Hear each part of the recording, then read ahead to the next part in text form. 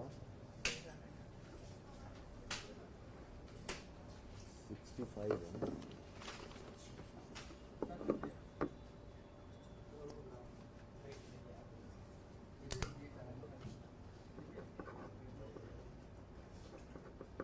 यही था ना? हाँ, ये राउंड फिगर है। 65 राउंड फिगर ठीक है, 64 पॉइंट समथिंग था। ठीक है। बताना भैया।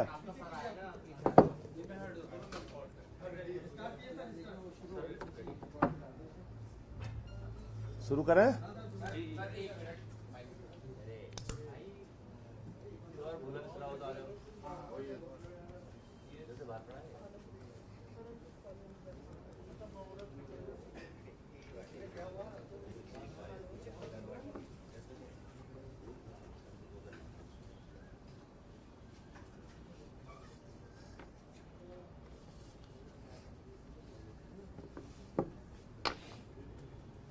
जल्दी जल्दी कर दीजिए।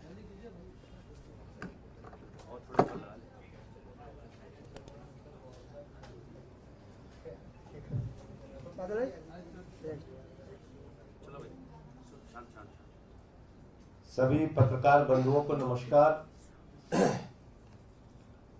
आज की प्रेस वार्ता दो प्रमुख मुद्दों पर है। पहला तो ये कि 3 बार के निर्वाचित मुख्यमंत्री अरविंद केजरीवाल जी के साथ और पंजाब जैसे सूबे के मुख्यमंत्री भगवंत मान जी के साथ जो कल जेल में व्यवहार किया गया, उसके बारे में अपनी बात रखूंगा। और दूसरा विषय, भारत के प्रधानमंत्री जी ने कल अपने इंटरव्यू में बहुत सारे मुद्दे उठाए हैं, जिसका बिंदुवार आपके सामने मैं जवाब दूंगा। अरविंद केजरीवाल जी ने देश की जनता के लिए, दिल्ली की जनता के लिए, जिस जनता के लिए उन्होंने एक बेटे भाई की तरह काम किया, उस जनता के लिए एक संदेश भेजा है कि मेरा नाम अरविंद केजरीवाल है और मैं आतंकवादी नहीं हूं। मेरा नाम अरविंद केजरीवाल है और मैं आतंकवादी नहीं हूं। ऐसा व्यवहार आप अरविंद केजरीवाल जी के साथ कर रहे हैं, आतंकवादियों जैसा। आपको शर्म नहीं आती? प्रधानमंत्री जी अपनी दुर्भावना में इस कदर अपनी नफरत में आप आगे बढ़ चुके हैं कि उनके परिवार से, उनकी पत्नी से उनकी मुलाकात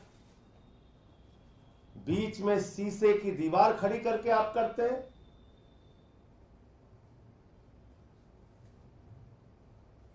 पंजाब जैसे सूबे के मुख्यमंत्री, जिनको Z+ श्रेणी की सुरक्षा प्राप्त है, दिल्ली के 3 बार के निर्वाचित मुख्यमंत्री की मुलाकात आप शीशे की दीवार खड़ी करके कराते हैं। भारतीय जनता पार्टी ने, प्रधानमंत्री जी ने इस कार्रवाई से जाहिर कर दिया गया है कि उनके मन में पूरी तरीके से एक नफरत, दुर्भावना और बदले की भावना अरविंद केजरीवाल जी के प्रति भरी हुई है। अपने ही देश में अपने ही एक मुख्यमंत्री के साथ ऐसा व्यवहार कर रहे हैं आप प्रधानमंत्री जी। 24 घंटे सीसीटीवी की निगरानी, 24 घंटे प्रताड़ित करने की योजना, 24 घंटे इस बात में आपका दिमाग काम कर रहा है कि कैसे अरविंद केजरीवाल का मनोबल गिर जाए, कैसे उनको और उनके परिवार को अपमानित किया जाए, कैसे उनके पार्टी के नेताओं को अपमानित किया जाए और उनका मनोबल तोड़ा जाए। मैं प्रधानमंत्री जी आपको बताना चाहता हूं, ये अरविंद केजरीवाल है, दूसरी मिट्टी के बने हुए व्यक्ति हैं, ये दूसरी मिट्टी के बने हुए इंसान है। IRS की नौकरी को लात मार के देश सेवा का संकल्प लिया इन्होंने। सैद्धांतिक मुद्दा आया तो 49 दिन की सरकार से भी इस्तीफा दिया। ये अरविंद केजरीवाल है, इनको तोड़ने की कोई भी कोशिश करोगे तो और मजबूत होकर केजरीवाल जी आपसे लड़ाई लड़ने का काम करेंगे। कल भगवंत मान जी ने बताया कि किस तरह से मुलाकात कराई गई। भावुक हो गए वो। हम सबके लिए ये भावुकता की बात है, ये कष्ट देने की बात है, लेकिन भारत के प्रधानमंत्री और भाजपा के लिए ये शर्म की बात है। आप अपने आप में भी अगर कभी 1 मिनट सोचते होंगे तो अपनी इंसानियत को मारने का काम आप कर रहे हैं। अपनी इंसानियत को मारने का काम भारतीय जनता पार्टी और देश के प्रधानमंत्री कर रहे हैं। इससे आप कोई अच्छा संदेश देश में नहीं दे रहे हैं प्रधानमंत्री जी। इससे कोई अच्छी धारणा इस देश के लोग आपके बारे में बनाएंगे, ये कभी मत सोचिएगा। तो इसलिए जो कुछ जेल में केजरीवाल जी के साथ हो रहा है, आम आदमी पार्टी उसकी भर्त्सना करती है और ये कृत्य हिटलर शाही का कृत्य है, तानाशाही का कृत्य है और केजरीवाल जी को तोड़ने की मंशा है। लेकिन केजरीवाल टूटेगा नहीं, केजरीवाल झुकेगा नहीं, केजरीवाल लड़ा है, केजरीवाल लड़ेगा और दिल्ली की जनता के लिए काम करते रहे हैं, काम करते रहेंगे। अब दूसरा विषय, कल भारत के प्रधानमंत्री आदरणीय नरेंद्र मोदी जी ने एक इंटरव्यू दिया, काफी विस्तार से इंटरव्यू दिया। लेकिन उस इंटरव्यू में जो सबसे ज्यादा हैरान करने वाली बात थी, जो सबसे ज्यादा चौंकाने वाली बात थी कि भारत की आजादी के बाद देश का एक प्रधानमंत्री आजादी के बाद के हुए सबसे बड़े महाघोटाले को खुलेआम डिफेंड कर रहा है। भारत के प्रधानमंत्री इलेक्टोरल बॉन्ड के द्वारा भारतीय जनता पार्टी के द्वारा ली गई रिश्वत को, इलेक्टोरल बॉन्ड के महाघोटाले को, जिसमें सर से लेकर पांव तक भारतीय जनता पार्टी डूबी हुई है, उस घोटाले और उस भ्रष्टाचार को देश के प्रधानमंत्री डिफेंड कर रहे हैं। देश के प्रधानमंत्री उसके पक्ष में खड़े हो गए हैं। इलेक्टोरल बॉन्ड पे किसने निर्णय दिया? इलेक्टोरल बॉन्ड को किसने अनकॉन्स्टिट्यूशनल कहा? इलेक्टोरल बॉन्ड को किसने अवैध कहा? किसी पॉलिटिकल पार्टी में ने नहीं कहा प्रधानमंत्री जी। भारत के सर्वोच्च न्यायालय के 5 जजों की खंडपीठ ने कहा, सर्वोच्च न्यायालय के 5 जजों की खंडपीठ ने कहा कि इलेक्टोरल बॉन्ड असंवैधानिक है और अवैध है। आपने सुप्रीम कोर्ट का भी अपमान किया। भारत के प्रधानमंत्री को देश के सुप्रीम कोर्ट से माफी मांगनी चाहिए। भारत के प्रधानमंत्री को सुप्रीम कोर्ट के फैसले की आलोचना करने के लिए और इलेक्टोरल बॉन्ड के भारतीय जनता पार्टी के भ्रष्टाचार को डिफेंड करने के लिए इस देश की जनता से माफी मांगनी चाहिए। खुलेआम आपकी पार्टी ने रिश्वत लिया। 3 बार आपने प्रयास किया कि यह घोटाला खुलने ना पाए। वो तो धन्यवाद है सर्वोच्च न्यायालय का कि उन्होंने कहा नहीं, देश के सामने जाहिर करो किस कंपनी ने तुम्हें कितना पैसा, कितना रिश्वत, कितना घोटाले का रकम आपको दिया है। और जब पता चला तो देश के सामने पूरा सच बीजेपी का आया। इस देश की आजादी के बाद मैं बार बार कहता हूं, देश की सबसे भ्रष्ट पार्टी का नाम है भारतीय जनता पार्टी। देश की सबसे भ्रष्ट सरकार का नाम है बीजेपी सरकार। और यह तो प्रमाणित हो गया। खुद प्रधानमंत्री डिफेंड कर रहे हैं, इलेक्टोरल बॉन्ड को डिफेंड कर रहे हैं, सुप्रीम कोर्ट के ऑर्डर के खिलाफ बोल रहे हैं प्रधानमंत्री। ये हैरान करने वाली बात है। और कैमरे पे प्रधानमंत्री झूठ बोल रहे हैं। हालांकि झूठ बोलने में बीजेपी को महारत है, इसमें मुझे कोई आश्चर्य नहीं है। उनकी पार्टी का नाम ही है भारतीय झूठा पार्टी। लेकिन आप देखिए, प्रधानमंत्री कह रहे हैं अरे हमें तो इतना ही पैसा मिला, उतना ही पैसा मिला। नहीं मान्यवर, आपकी अकेली पार्टी को 65% धन मिला है। 65% इलेक्टोरल बॉन्ड के 65% रिश्वत अकेले बीजेपी को मिली है। इलेक्टोरल बॉन्ड के जरिए 65% इलेक्टोरल बॉन्ड के जरिए 65% की धनराशि, रिश्वत की रकम अकेले भारतीय जनता पार्टी को मिली है। और आपका तो मनी ट्रेल भी पकड़ लिया गया। शराब घोटाले के मुख्य घोटालेबाज शरद रेड्डी से 60 करोड़ रुपए भारतीय जनता पार्टी ने लिया है। शराब घोटाले में तो आप शामिल है प्रधानमंत्री जी, आपकी पार्टी शामिल है। रिश्वत तो आप लोगों ने ली है। और इतनी सारी कंपनियों की डिटेल आ गए, अब भी आप बेशर्मी से डिफेंड कर रहे हैं। आज कंपनी से आप रिश्वत ले रहे हैं, कल आप उसको ठेका दे रहे हैं, आज रिश्वत ले रहे हैं, कल ठेका दे रहे हैं, आज रिश्वत ले रहे हैं, कल ठेका दे रहे हैं, आज रिश्वत ले रहे हैं, 10 दिन बाद ठेका दे रहे हैं। ये संयोग है या दुर्योग है प्रधानमंत्री जी? ये संयोग है या दुर्योग है? ये संयोग है या रिश्वत का खेल है? ये संयोग है या भ्रष्टाचार का खुला खेल है? इस देश की जनता को बताइए। आपने ईडी के छापे मरवाए, सीबीआई के छापे मरवाए, और जिन कंपनियों पे ईडी और सीबीआई के छापे मरवाए उन्हीं कंपनियों से आपकी पार्टी ने चंदा लिया, भारतीय जनता पार्टी ने। फिर भी आप बेशर्मी से उसको डिफेंड कर रहे हैं। कितने प्रमाण चाहिए ईडी को? कितने प्रमाण चाहिए सीबीआई को? कितने प्रमाण चाहिए जांच एजेंसियों को? अब तक भारतीय जनता पार्टी के नेताओं से पूछताछ क्यों नहीं हुई? इलेक्टोरल बॉन्ड देने वाली कंपनियों से पूछताछ क्यों नहीं हुई?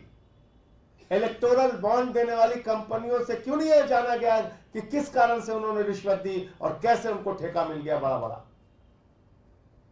शरद रेड्डी तो गिरफ्तार था, फिर भी आपको 60 करोड़ रुपए चंदा दे दिया उसने। शराब घोटाले का मुख्य आरोपी था। और यह भी साबित कर दिया प्रधानमंत्री जी ने कि 10 साल में प्रधानमंत्री जी ने इस देश की जनता के लिए कोई काम नहीं किया। बेरोजगारी पे कुछ नहीं बोले प्रधानमंत्री जी। जिस बेरोजगारी, गैस का सिलेंडर हो, पेट्रोल का दाम हो, डीजल का दाम हो, सरसों के तेल का दाम हो, आपके शासनकाल में आसमान पे पहुंच गए।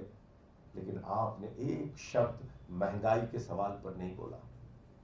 जिससे गरीब की कमर टूट गई, उस महंगाई के सवाल पे आप चुप रहे। आपने अग्निवीर के सवाल पे कुछ नहीं बोला।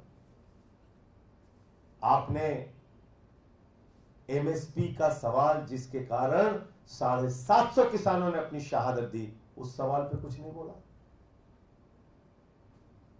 क्या हुआ? 2 गुना आय का किसानों के? पक्के मकान का क्या हुआ? काले धन का क्या हुआ? 15 लाख करोड़ रुपए आपने अपने पूंजीपति मित्रों का माफ कर दिया। 3,53,000 करोड़ रुपए सेटलमेंट के जरिए आपने अपने चंद पूंजीपति मित्रों का माफ कर दिया। देश की जनता के हिस्से में सिर्फ 5 किलो राशि। आपके मित्रों को 2.5 लाख करोड़ रुपए का कर्जा, हजारों हजार करोड़ रुपए बैंकों का लूट के विदेशों में बैठ के भारत की व्यवस्था को चिढ़ा रहे हैं। इस पे आप प्रधानमंत्री जी कुछ नहीं बोलेंगे। तो इसलिए कल की जो उनकी बातचीत थी, जो उनका इंटरव्यू था, उसने भारत की जनता को, 140 करोड़ लोगों को निराश किया है और प्रधानमंत्री जी के और उनकी पार्टी के चेहरे को पूरे देश के सामने बेनकाब किया है। किसी भी ऐसे सवाल पे जिस पे उन्होंने देश की जनता से वादा किया था, एक भी जवाब उन्होंने नहीं दिया, एक भी बात उन्होंने नहीं की। तो इलेक्शन कमीशन की नियुक्ति पे बोले प्रधानमंत्री जी। इलेक्शन कमीशन की नियुक्ति पर सुप्रीम कोर्ट का फैसला था और कह रहे हैं पहले के इलेक्शन कमीशन वैसे थे, पहले के इलेक्शन। टीएन शेषन जी की आत्मा अगर आपकी बात को सुन रही होगी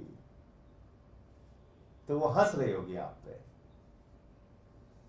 प्रधानमंत्री जी, टीएन शेषन जी इस देश के मुख्य चुनाव आयुक्त थे और उस समय चाहे कांग्रेस पार्टी हो, चाहे भारतीय जनता पार्टी हो, चाहे उस समय की जितनी पार्टियां हैं, भले ही उनकी सख्ती के कारण नाराजगी उनमें रही हो, लेकिन किसी ने भी उनकी निष्ठा, उनकी ईमानदारी, उनके काम पे सवाल नहीं उठाया। देश की जनता ने कहा नहीं, ऐसा मुख्य चुनाव आयुक्त होना चाहिए। आप अपना जेबी चुनाव आयुक्त बनाना चाहते हैं, आप चुनाव आयोग में ऐसे लोगों को बिठाना चाहते हैं जो आपकी मर्जी से काम करें। उनकी नियुक्ति आप क्यों चाहते हैं? और क्या भारत के मुख्य न्यायाधीश पर भी आपको विश्वास नहीं? अगर कमेटी में कोई एक पॉलिटिकल पार्टी का व्यक्ति और बढ़ गया होता, मैं मान सकता हूं आपकी आपत्ति, ठीक है, होनी चाहिए कि लीडर ऑफ अपोजिशन के साथ कोई दूसरी पार्टी का व्यक्ति बढ़ जाता, कोई राजनीतिक व्यक्ति बढ़ जाता, उस पर आपकी आपत्ति तो जायज थी, समझ में आता है। भारत के मुख्य न्यायाधीश पे आपको भरोसा नहीं? कमेटी से आपने उनको भी बाहर कर दिया, अपना बहुमत बना लिया कमेटी में, अपने हिसाब से चुनाव आयुक्त आप नियुक्त करना चाहते हैं। ईडी सीबीआई के दुरुपयोग को आप डिफेंड कर रहे हैं, कह रहे हैं इतने परसेंट उतने परसेंट। किसको सिखा रहे हैं भाई, किसको सिखा रहे हैं?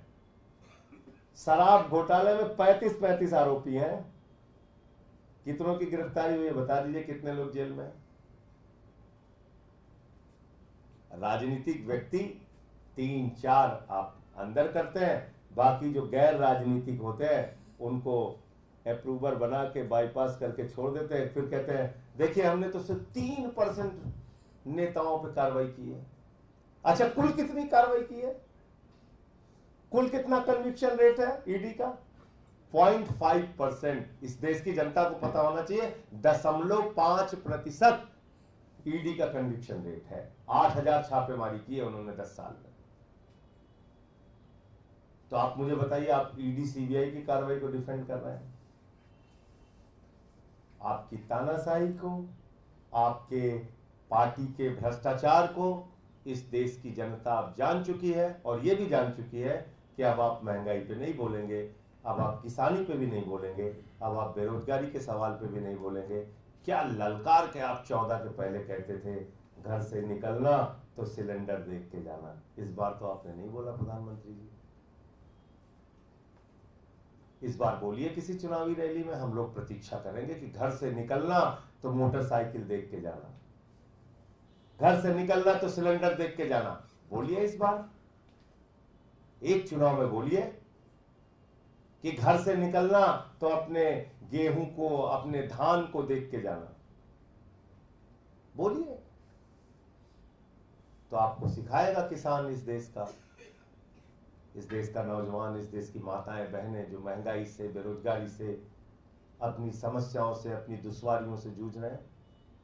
तो मुझे इतनी बात कहनी थी। आपका कोई प्रश्न हो तो आप पूछ सकते हैं। ईडी की कार्रवाई क्या बोल रहे हैं? उन्होंने कहा कि 97% केसेज उन लोगों के खिलाफ है जो गैर राजनीतिक है, इस पे भी कुछ सवाल क्यों उठा रहे हैं? तो मैं तो एक छोटा सा उदाहरण दिया ना, आप दिल्ली के एक्साइज पॉलिसी का मामला देख लीजिए। इसमें आपको मेन टारगेट क्या है, मेन मकसद क्या है? आम आदमी पार्टी को बर्बाद करना। और इसमें गैर राजनीतिक व्यक्तियों की गिरफ्तारियां तो ज्यादा है, 35 आरोपी हैं इसमें। और राजनीतिक व्यक्ति में अरविंद केजरीवाल हो गए, मनीष सिसोदिया हो गए, संजय सिंह हो गए और के कविता हो गई, 4। तो 31 तो गैर राजनीतिक हो गए ना। तो ये आंकड़ों का खेल किसके साथ खेल रहे हैं आप? किसको मूर्ख बना रहे हैं? एक केस आप बनाते हैं हेमंत सोरेन को टारगेट करने के लिए, उसमें आपने 50 लोगों पे कार्रवाई कर दी। फिर कहेंगे देखिए साहब, 49 तो गैर राजनीतिक है, 1 राजनीतिक है। गलत तो नहीं कह रहा हूं, अगर कोई आपको इस पे मेरी बात में गलत लग रहा हो तो पूछिए मुझसे। टारगेट होता है पॉलिटिकल व्यक्ति, जो राजनीतिक व्यक्ति है, जिसकी पार्टी को तोड़ना है, उसकी आड़ में आप 100 गैर राजनीतिक लोगों को गिरफ्तार कर लेते हैं, फिर कहते हैं देखिए साहब हमने तो एक ही आदमी पे कार्रवाई की है, बाकी 99 तो गैर राजनीतिक है। ये आंकड़ों की बाजीगरी है, खेल है। वो तो कह रहे हैं कि हमको सिर्फ पता नहीं कितना 37% कंपनियों ने 37% कंपनियों ने चंदा दिया। कंपनियां आपसे कौन पूछ रहा है? कंपनियां कौन पूछ रहा है आपसे? आपसे तो ये पूछ रहा है कि जिस कंपनी को आपने ठेका दिया उसके पहले उससे आपने रिश्वत कैसे ली? जिस कंपनी पे आपने ईडी सीबीआई के छापेमारी करवाई, आपकी एजेंसियों को पता था कि इन्होंने घोटाला किया है, उससे आपने चंदा कैसे लिया? और चंदा आपने 65% लिया है और गिना रहे हैं आप कंपनियां। मतलब एक आदमी को एक कंपनी से 1000 रुपए मिला और एक आदमी को 10 कंपनियों से मिला के 100 रुपए मिला, 10-10 रुपए सबने दे दिया। तो आप कहेंगे हमको तो एक कंपनी से मिला, उनको 10 कंपनी से मिला, उनको मिला 100 रुपए, आपको मिला 1000 रुपए। पता नहीं क्या क्या आप कंपेयर करते रहते हैं, कैसे देश की। अरे ये मूर्ख बनाने की पराकाष्ठा हो चुकी है प्रधानमंत्री जी। अब तो मूर्ख शब्द भी आपसे शर्माने लगा है, मूर्ख शब्द भी शर्माने लगा है कि यार कितना हमारा इस्तेमाल करोगे तुम। संजय जी, तिहाड़ जेल के बारे में आपने बताया कि अरविंद केजरीवाल के साथ गलत तरह का व्यवहार हो रहा है। तिहाड़ जेल का ये कहना है कि जेल मैनुअल के हिसाब से और सुप्रीम कोर्ट के आदेश के हिसाब से ये मुलाकात करवाई गई है, और वो जो नियम बनाए वो दिल्ली सरकार ने ही बनाए हैं, एकदम उसी को हम लोग फॉलो किए। प्रधानमंत्री उसमें 602 और 605 पढ़ लीजिए आपने, मैंने पिछली बार भी बोला था। 602 और 60, और मैं किसी का नाम नहीं लूंगा, एक नाम आप पूछिए कि किस मुख्यमंत्री, एक नाम तो पूछे कि जब से तिहाड़ जेल बनी है तब से इस तरह से आतंकवादियों की तरह ऐसे बीच में शीशे की दीवार बना के आपने किस मुख्यमंत्री की मुलाकात की? इतना सवाल तो आपका बनता है मेरे ख्याल से तिहाड़ प्रशासन से। उनको नाम बताने दीजिए, उनसे पूछिए तो कि भैया किस मुख्यमंत्री की मुलाकात आपने इस तरह से कराई है आज के पहले। तो इसलिए मैं कह रहा हूं कि केजरीवाल के प्रति नफरत, दुर्भावना और एक आपका तानाशाही का रवैया है। उनका ये कहना है, तिहाड़ प्रशासन का ये कहना है कि पहले के इतिहास के बारे में जो हमसे सवाल पूछा जा रहा है, उसके बाद सुप्रीम कोर्ट का कुछ ऑर्डर है, उसके बाद हमें ये स्ट्रिक्टली बोला गया है जो जेल मैनुअल है उसको फॉलो करना है, और ये सब सुप्रीम कोर्ट के आदेश पे हो रहा है। चलिए जेल की बातें खोल दूं आपको? हाँ बताइए ना। खोलो। उसी जेल नंबर 2 में देश का एक कुख्यात अपराधी है जिससे उनका परिवार और वकील बैरक में मिलने जाते हैं। ज्यादा मत खुलवाइए, मैं रह के आया हूं 6 महीने। और किसकी किसकी मुलाकात ऑफिस में होती है उसकी लिस्ट बोल दूंगा तो फिर, और इसलिए मैं जेल प्रशासन को तो जान रहा हूं कि वो एक मोहरा है, मैं उनका नाम क्यों लूं, लेकिन मुलाकात होती है। और ये मैं कह रहा हूं 6 महीने रह के आया हूं, इस आधार पे कह रहा हूं कि ऑफिस में मुलाकात होती है, जेल में मुलाकात होती है, बहुत सारे लोगों की मुलाकात होती है, और एक कुख्यात अपराधी की मुलाकात उसके बैरक में होती है, उसके वकील से, उसकी पत्नी से। नाम भी बता दीजिए। छोड़ दीजिए, सर आप पता कीजिए कुछ काम, से लाया गया यही पकड़ा गया। कुछ काम आप कीजिए, सर एक सवाल, कुछ काम आप कीजिए, लेकिन इसके बाद प्रधानमंत्री जी से मौका लगे तो पूछ लीजिएगा कि भाई वो कुख्यात अपराधी से भी खतरनाक केजरीवाल है क्या? ये तो बता दिया वो अपराधी इंडिया से पकड़ा गया कि इंडोनेशिया अब इतना जानकार आप हैं, आप इतने सीनियर पत्रकार हैं, आपको सब पता है। एक सवाल ये है कि जेल का, आपको सब पता है, और आप आज चाहेंगे तो आपको आज पता चल जाएगा। और लेकिन चलाइएगा खबर जरूर, मैं कह रहा हूँ पूरी जिम्मेदारी से इस बात को। सर जेल का जवाब बोर्ड से संकल्प सभा की शुरुआत आज से होने जा रही है, लेकिन सवाल ये उठ रहे हैं कि आप अपनी ही सीटों पर कर रहे हैं। कांग्रेस की जो 3 सीट हैं, क्या वहां पर जेल का जवाब बोर्ड से नहीं दिया जाएगा? कोऑर्डिनेशन कमेटी की बात हुई थी, अभी तक कोई कोऑर्डिनेशन कमेटी फॉर्म नहीं हुई है। जॉइंट कैंपेनिंग की बात हुई थी, अभी तक कोई रणनीति सामने नहीं आ रही। क्या नहीं लगता इसका नुकसान? देखिए, अभी कैंडिडेट डिक्लेयर करने में कांग्रेस पार्टी ने विलम्ब किया, तो जैसे ही कैंडिडेट उनका डिक्लेयर हो गया है, हम लोग बातचीत करके और जो भी एक संयुक्त रणनीति होगी, और हमने तो हमेशा कहा है 7 सीटें में जीतना है, संयुक्त रणनीति बना के हम लोग काम करेंगे। और इसमें कोई सवाल ही नहीं है, जहां जहां उनके कैंडिडेट हैं हम सपोर्ट करेंगे, जहां हमारे हैं उनके लोग सपोर्ट सर, करेंगे। इसी कैंडिडेचर पर बीजेपी कह रही है कि महिलाओं की बात करते हैं, लेकिन दिल्ली में ना ही आम आदमी पार्टी ना ही कांग्रेस ने किसी भी महिला उम्मीदवार को नहीं उतारा। देखिए, जहां तक बीजेपी का सवाल है, उसको तो महिलाओं के बारे में कुछ बोलने का अधिकार ही नहीं है। फिर मुझे हाथरस का कांड याद दिलाना पड़ेगा, फिर मुझे मणिपुर में क्या हुआ हमारी माताओं बहनों के साथ, उसको याद दिलाना पड़ेगा। फिर मुझे पहलवान बेटियों के साथ जो इस राष्ट्र का गौरव है, उन बेटियों को कैसे घसीट घसीट के मारा गया इसी दिल्ली की सड़कों पे, वो मुझे याद दिलाना पड़ेगा। तो इसलिए कम से कम भारतीय जनता पार्टी को महिलाओं के सम्मान और सुरक्षा के बारे में बोलने का अधिकार नहीं है। और 33% आरक्षण देने के नाम पे भी उन्होंने कितना बड़ा धोखा इस देश की महिलाओं के साथ किया, वो भी इस देश के सामने है। सर, एक सवाल ये है, एबीपी न्यूज़ की वोटर सर्वे में जो ओपिनियन पोल है उसमें ये जो आंकड़ा आया है कि एक बार फिर से बीजेपी दिल्ली की 7 सीटों पर क्लीन स्वीप करने जा रही है। देखिए, सर्वे के परिणाम कई बार बदलते हैं। मुझे याद है कि पहला चुनाव जब हम लोग 13 में जीत रहे थे, तो हमें उस समय 5 सीट 3 सीट ऐसे लोग दिखा रहे थे, कोई कोई तो 0 भी दिखा रहा था। पहली बार 28 आई, दूसरी बार बीजेपी को 42 दिखा रहे थे, हमको फिर हारता हुआ दिखा रहे थे, तो हमारी 67 आई। तो इसलिए जहाँ तक सर्वे के परिणाम का सवाल है, वो कई बार परिवर्तित होते हैं।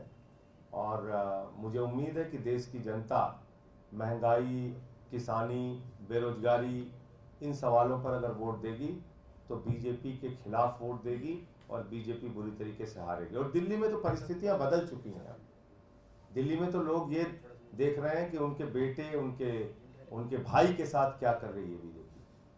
तो ये एक सवाल है। संजय जी, एक सवाल है, राजपूत समाज बीजेपी के खिलाफ कई देश और यूपी में भी प्रदर्शन कर रहा है, जातिवाद का आरोप लगा रहा है टिकट बंटवारे को लेकर।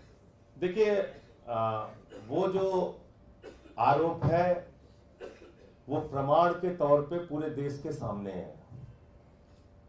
भारत सरकार के केंद्रीय मंत्री रूपाला जी क्षत्रिय समाज के बहु बेटियों पे सवाल उठा रहे हैं।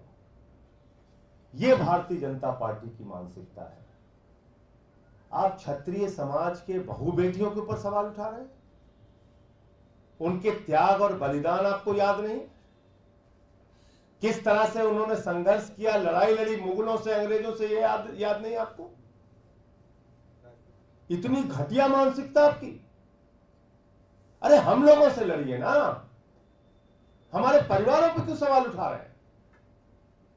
तो इसलिए बीजेपी को बहुत साफ शब्दों में कहना चाहता हूं, लड़ाई लड़ना है हमसे लड़ो। हमारे समाज की बहु बेटियों पे सवाल उठाओगे, कतई बर्दाश्त नहीं किया जाएगा, सूद समेत उसका जवाब दिया जाएगा। आपने मजाक बना रखा है। इतना अपमान। आज पूरे देश का क्षत्रिय समाज आक्रोशित है, आंदोलित है, लाखों लाखों की सभाएं हो रही हैं और चुनाव में सूद समेत जवाब देने के लिए क्षत्रिय समाज तैयार है। आप हम लोगों से लड़िए भाई। बहु बेटियों तक पहुंच गए आप लोग। इतना आपका दिमाग खराब हो गया, तो ये गलत बात है।